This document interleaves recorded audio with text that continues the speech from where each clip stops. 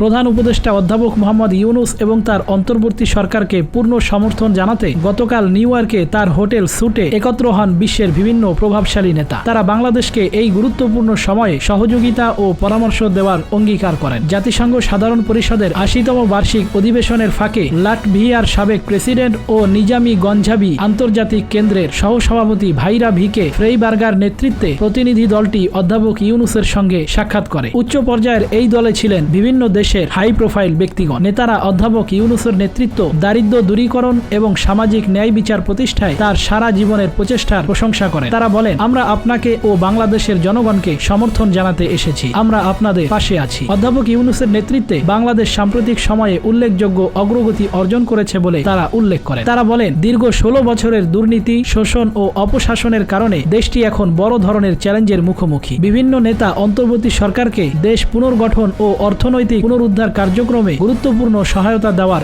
আশ্বাস দেন। তাদের একজন বলেন, আমরা আপনার সঙ্গে কাজ করতে প্রস্তুত, যে কোনো পরামর্শ বা সহায়তা প্রয়োজন হলে জানাবেন। সাম্প্রতিক সময়ে ঢাকা সফরকারী কেরি কেনেভি বাংলাদেশের মানবাধিকার অগ্রগতির প্রশংসা করে বলেন, মানবাধিকার ক্ষেত্রে আপনাদের অর্জন অসাধারণ। সম্মেলনে অধ্যাপক ইউনূস এভাবে অপ্রত্যাশিত সমর্থন পেয়ে গভীর কৃতজ্ঞতা প্রকাশ করেন। তিনি বলেন, এটি একেবারেই অপ্রত্যাশিত। আমাদের সমর্থনে একসঙ্গে আপনাদের দাঁড়ানো সত্যিই অবিশ্বাস্য। আমি একেবারেই মুগ্ধ। তিনি বাংলাদেশের অবস্থা তুলনা করেন একটি বড় প্রাকৃতিক দুর্যোগ থেকে বেঁচে ফেরার সঙ্গে। তার ভাষায়, দেশটি গত ১৬ বছর ধরে একটি ভূমিকম্পের মধ্যে ছিল। এর মাত্রা ছিল রিখটার স্কেলে নয়। প্রধান উপদেষ্টা আরো বলেন, সীমিত সম্পদের কারণে জনগণের প্রত্যাশা পূরণ করাই এখন সবচেয়ে বড় চ্যালেঞ্জ। মানুষ তাৎক্ষণিক পরিবর্তন দেখতে চায়, কিন্তু আমাদের অবশ্যই তরুণদের স্বপ্ন পূরণ করতে হবে। তারা একটি নতুন বাংলাদেশ খুঁজছে। অধ্যাপক ইউনূস আন্তর্জাতিক সম্প্রদায়ের প্রতি বাংলাদেশের আগামী জাতীয় নির্বাচনকে সমর্থন করার আহ্বান জানান। তিনি বলেন, আমাদের দিক নির্দেশনা প্রয়োজন। আপনাদের পরামর্শ, সহযোগিতা ও নৈতিক শক্তি আমাদের জন্য অমূল্য।